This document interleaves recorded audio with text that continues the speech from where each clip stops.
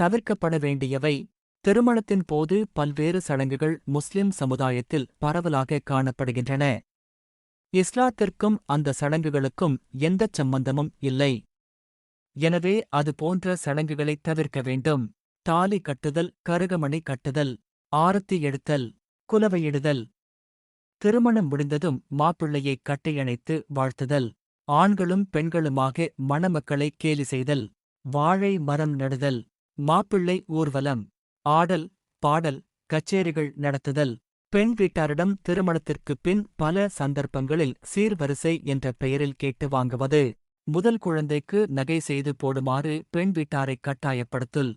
தலைப்பிரசவச் செலவை பெண் வீட்டார் தலையில் சுமத்துவது. பல்வேறு காரணங்களைக் காட்டி பல்வேறு சந்தர்ப்பங்களில் பெண் வீட்டாரிடம் விருந்துகளைக் கேட்பது. பிற மதத்தவர்களிடமிருந்து காப்பியடிக்கப்பட்ட இந்த கொடுமைகள் கண்டிப்பாக தவிர்க்கப்பட வேண்டும். யார் பிற சமய கலாச்சாரத்தை பின்பற்றி நடக்கின்றாரோ அவரும் அவர்களைச் சேர்ந்தவர் என்பது நபிமொழி.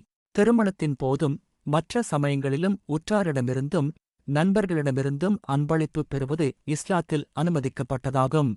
ஒருவருக்கு அவரது சகோதரர்களிடமிருந்து நல்ல பொருள் ஏதேனும் அவர் கேட்காமலும் எதிர்பார்க்காமலும் கிடைக்குமேயானால் அதை மறுக்காமல் ஏற்றுக்கொள்ளவும்.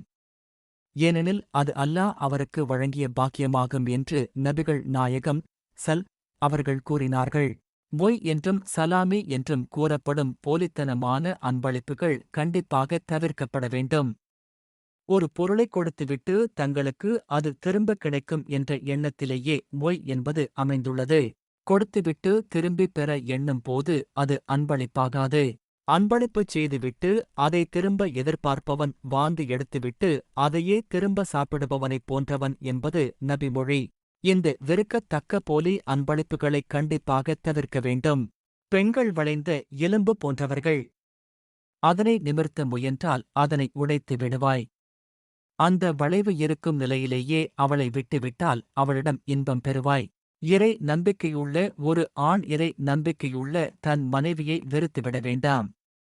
அவளது ஒரு குணத்தை அவன் வெறுத்தால் அவன் விரும்பக்கூடிய வேறொரு குணத்தை அவளிடம் அவன் காணலாம் என்று நபிகள் நாயகம் அவர்கள் கூறினார்கள். நல்ல குணம் கொண்டவர்களே இறை நம்பிக்கையில் முழுமை பெற்றவர்களாவர். உங்களில் சிறந்தவர்கள் தங்கள் மனைவியரிடம் நல்லபடி நடந்து கொள்பவர்களே என்று நபிகள் நாயகம் ஸல்லல்லாஹு அலைஹி வஸல்லம் அவர்கள் கூறினார்கள். பெண்களை நல்ல முறையில் நடத்துங்கள். அவர்கள் உங்களிடம் அடைக்கலமாக உள்ளவர்கள். அதைத் தவிர அவர்களிடம் உங்களுக்கு வேறு எந்த உரிமையும் இல்லை. நீ எதை உண்கிறாயோ அதையே அவளுக்கும் உண்ணக் கொடுப்பாயாக.